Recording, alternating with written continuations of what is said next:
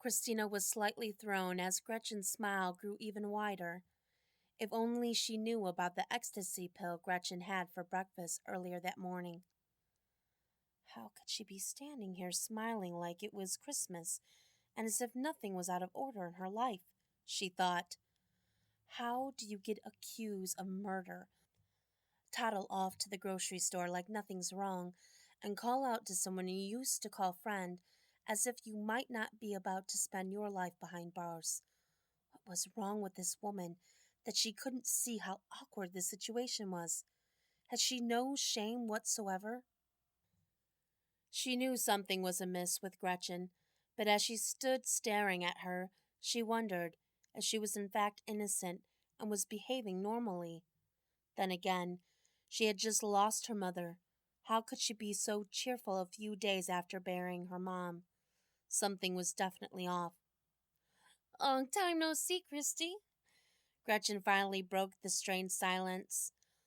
So sorry I've been so scarce. Lots going on, but I'm sure you know that. I missed you, though. Once again, Christina tried to smile as her mind tried to weigh Gretchen's words. It was true that Gretchen hadn't seen her in a while, but she and Heather had been at Sally's funeral. They had remained on the outside of the church during the service and left as soon as it was over to avoid running into her.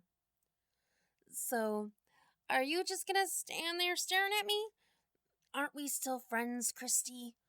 Gretchen asked, reaching forward to playfully slap Christina on her forearm. Something was definitely not right. Gretchen was never that playful, not even when they were kids growing up. Nonetheless, she sounded rather sincere, and momentarily, Christina found herself feeling guilty. Of course we're still friends, Gretchen, but, well, you know, things haven't been that great between us, and never mind that. Gretchen cut her off. What say we ditch this place and grab a few drinks? For old time's sake. And there it was. Every time Christina felt herself giving Gretchen the benefit of the doubt, this side of her showed its ugly face, and Christina was angry with her all over again. She had no idea how long Gretchen planned to allow herself to spiral into the black hole she had created, but Christina wanted no part of it. Seriously, Gretchen, a drink? She snapped. It's only 2 in the afternoon. Shouldn't you have more important things on your mind than drinking? I know you're not stupid, so I'm sure you know what people are saying about you. Do you have any idea what this is doing to your daughter? Do you even care? I swear, I don't know you anymore, Gretchen. I'm sorry that you don't like your life, but it's time to pull it together. You have a lot on your plate right now in case you haven't realized.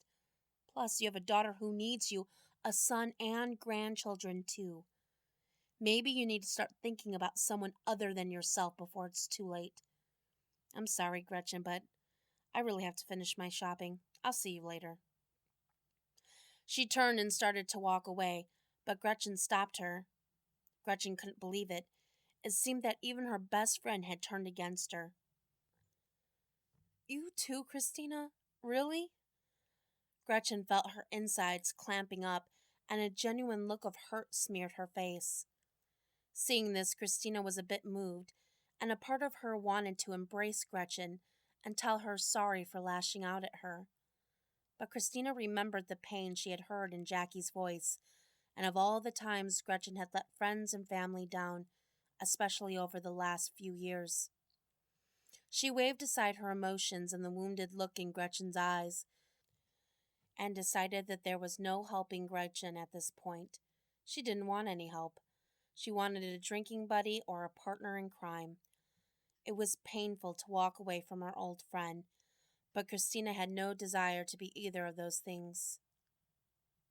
I'm sorry, Gretchen, Christina said as softly as she could.